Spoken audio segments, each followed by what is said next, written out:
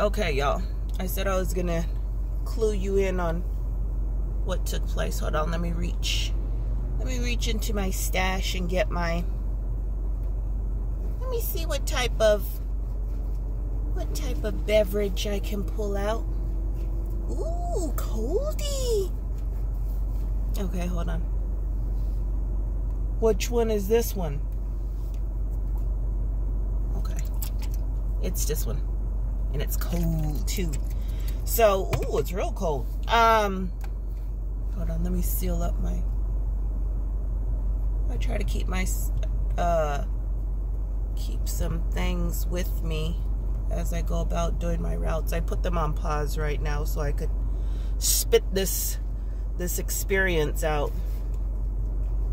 So, as I had stated in one of my longer videos, I think it was like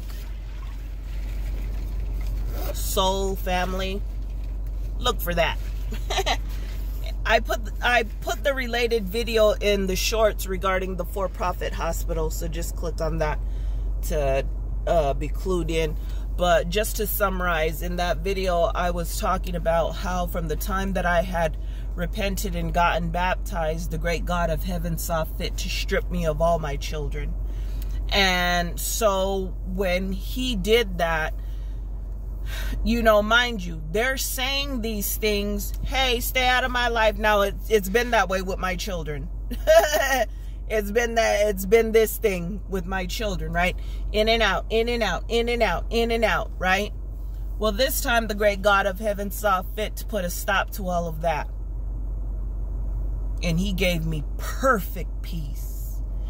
And so nevertheless, this son had my first grandchild. I was not there when she was born. I was not there at all. I did not see her at all. And when I finally did see her, hold on, let me see, because I have to use this light in some way. Because, okay, well, whatever. So when I did see her, he brought her to see me for the first time when she was about a year. And he brought her on my birthday. And from that point, we made arrangements for her and I to get to know one another, and that we would spend time. We would meet at the park, which we did, and we did that for like maybe 4 times. And then next thing you know, I was preparing myself to go and meet them at the park, and then that was it. You know what I'm saying? And that really hurt me.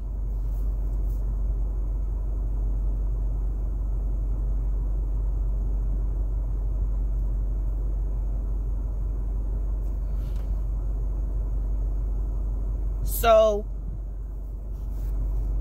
a year and something goes by, and that's a done deal, you know?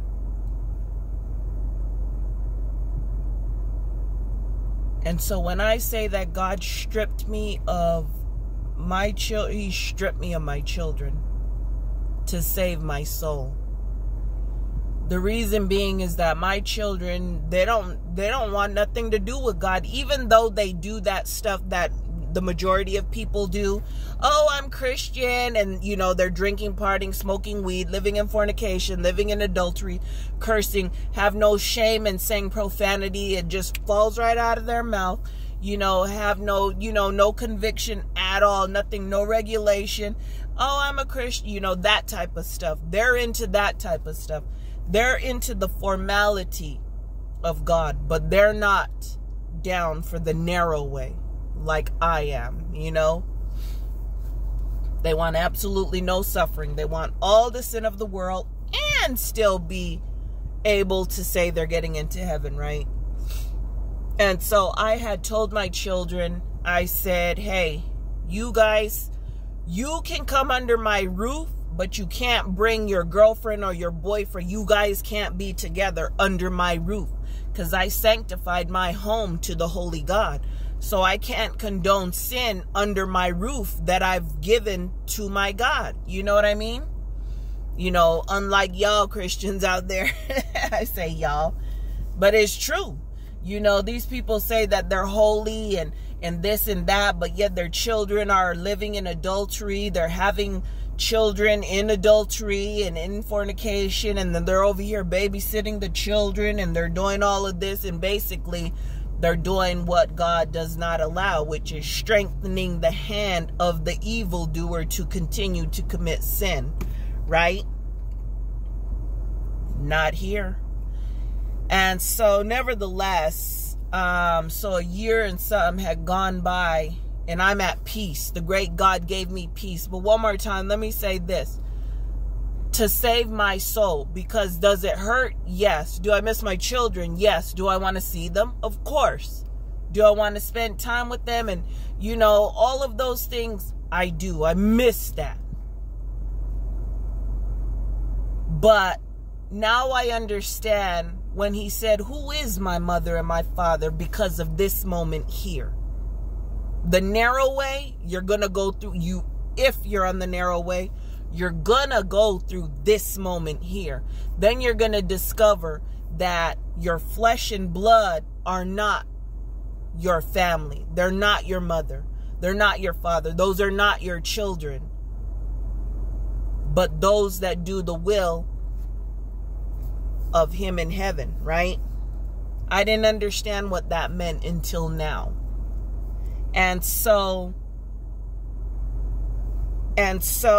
next thing you know, I'm at peace, perfect peace. I just have to ask God for strength when those times come when I start missing my children, and, you know, and just cry out and pray, and he strengthens me, and then he gives me perfect peace. Because otherwise, with my children, I didn't have peace. I was just constantly, are they safe? Are they okay? I don't trust that person. What, you know what I'm saying? All of that. Now I have perfect peace. And so my numbers have been the same. And I get a message. My phone keeps ringing, and I get a message that my son is on life support. Well, no, the phone keeps ringing, and I don't recognize the numbers. I go into my email. I recognize some of the numbers, and I forgot to block those numbers. But nevertheless, I go into my email, and then I get an email that my son is on life support, right? That's not what I want to hear. Because the agreement was, I stay out of your life. Shouldn't it be vice versa? Shouldn't it be dual street? You know what I mean? But it's stay out of my life until somebody ends up being on life support, right? Or somebody ends up in the hospital, or somebody. When you tell somebody to stay out of your life, that includes everything. It includes marriage, birth, hospital, house burned down, you know, homeless, addicted, being beaten up, or whatever. It includes all of those things. It's not stay out of my life with the exception of if I end up in the emergency room. You know what I mean? God just made me different. He just built me differently. And so nevertheless, I just had gotten back. I just had touched down.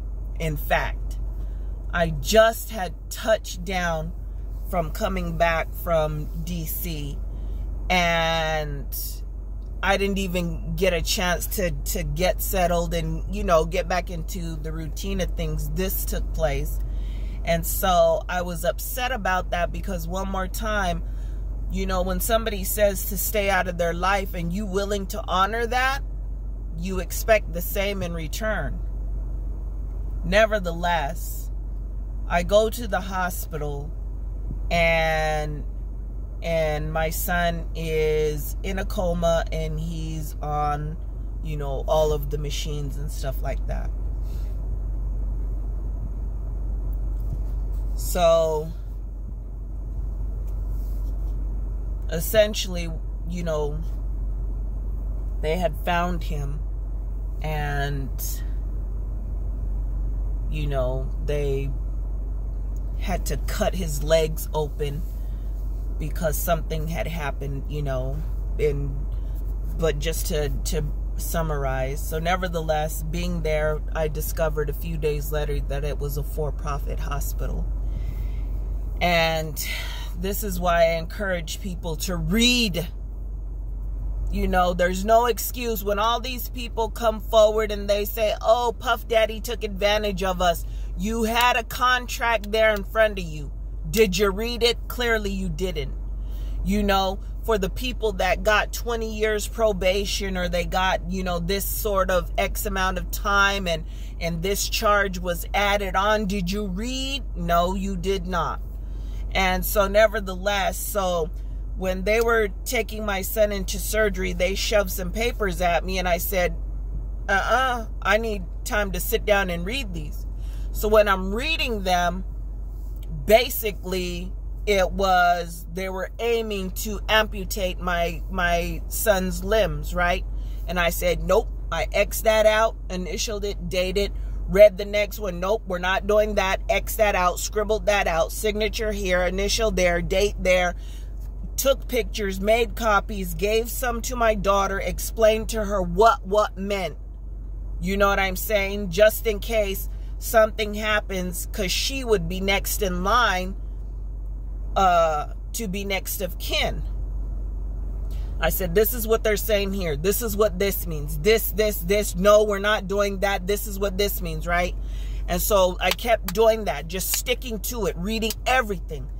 And then, in fact, one of the doctors tried to be slick, and he was like, oh, well, we could just take your signature now. I was like, no, we're not just taking my signature. Bring me the papers so I can read through them again. And sure enough, same thing. X that out, scribble that out, initial here, draw a line there, take pictures, give me copies. You know what I'm saying? No, I need to sign it first before you make copies, you know? So I just kept consistently doing that. And it got to the point where that one doctor, he was trying to drive, let me say this, Black people especially, and people of color, have the highest rate of amputation for no reason. None. There was no reason for these people's limbs to be amputated. And so they were shoving the papers at me like, oh, this is just some dumb black woman. Of course she's not going to read. They don't ever read. You know, we can do what we want, right? Man, they had another thing coming. And so the head doctor, one day, he said, so I'm reading the papers again, Xing out this, crossing out this. And this head doctor, he said, you know, I've never seen anybody do that. I wish you would just let us do what we want to do. And I stopped him right there. I said, let me tell you something. I said, just because everybody else thinks that you're the authority, just because you're a doctor, doesn't make you right.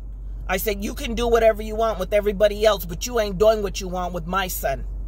So let me finish what I'm doing here. And from that point, it was night and day.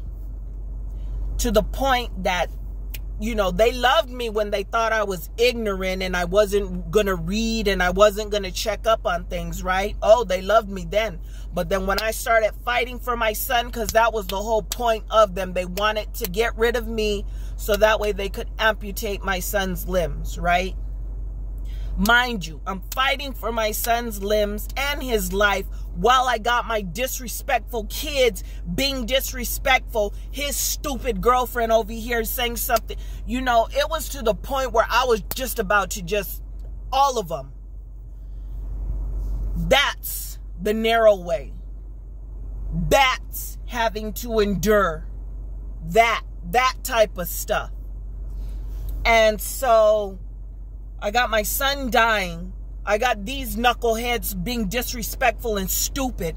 I got this dumb girlfriend over here who's so stupid and dumb. Like, it was just a lot, you know? And I was angry because the agreement was I stay out of your life. I wouldn't be here right now having to deal with this stuff. And I'm going to go ahead and say it. He would be dead right now if it weren't for me being there. That's the truth of it. Because the great God of heaven, he had already let me know in his way that he wasn't going to hear none of them. He was going to hear me. You're the one who repented. You're the one who obeyed Acts 2:38. You're the one who's sitting there under holy teaching. You know me. They don't. I'm not going to hear them. You already know that. That's written. So for all y'all thinking, oh, God is blessing me. No, God does not hear the sinner. It's not that he doesn't. He just doesn't acknowledge you. So nevertheless, he had let me know in his perfect way that I had to be there because he wasn't going to hear anybody else. And day and night and day and night, it was just tears and pleading and begging. And every day I would be there reading the scripture to my son because he was in the coma, right? And I would talk to him because I didn't want him to be afraid and think that maybe he wasn't with us anymore. And so I would talk to him and I would tell him that I could see him. You know what I mean? And I would let him know. I said, you're still here. Mom can see you. I'm standing next to you. And I would describe things to him and I would read him the scripture every day. I would pray over him. And before, you know, because see, in the for-profit, they don't want you next to your loved one. See, in a non-profit hospital, you have the right to be there all night long. And in fact, they want you to. They want you to be in the same room with your loved one, watching everything and being next to them. In a non-profit hospital. In a for-profit, you have to understand, there's some rich family that just paid them $2 million to get a kidney. And that kidney just might be coming from your loved one. Even though all those people could have survived, they're a for-profit. They're in it for the money. However we can get the kidney, the bones, the whatever we need, that's what we're going to do. And I could see that. And I said, I got to get my boy out of here. I said, the devil runs this place. And the great God of heaven is not going to hear none of you evil sinners. I don't care how much you want to call yourself a Christian. He don't know none of you. He knows me.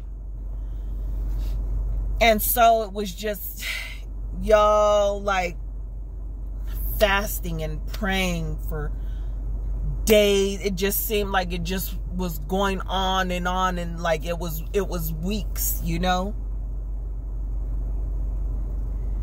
And I would talk to my son and tell him, you know, I can see you, I can hear you, you're fine, you're still here in the land of the living, you know, and I would just talk to him.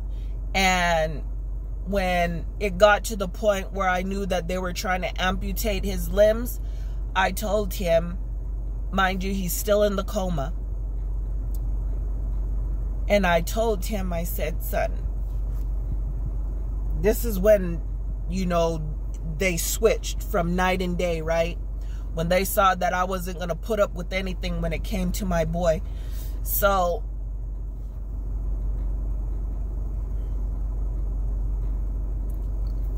I talked to him in his ear and I said, listen, son.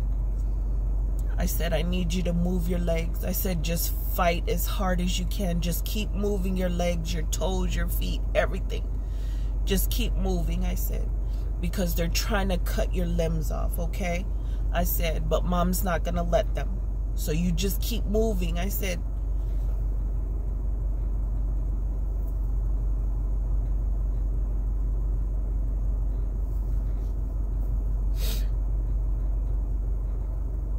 and I told him, I said, son, if you can hear me, move your eyebrows. And he did. He did. He moved his eyebrows up and down. And I just held him and I hugged him and I just kissed him. And I told him, I said, mom's gonna get you out of here. I'm gonna get you out of here. I just hugged him. You know, I just hugged him so tight. And I was so happy when he moved his eyebrows. I was just so happy. And I just went before my God, just crying out. So they're putting up a fight to get my son out of there. You know what I'm saying? I said, I want a second opinion. I want somebody else to see my boy. And they called the police on me, you know.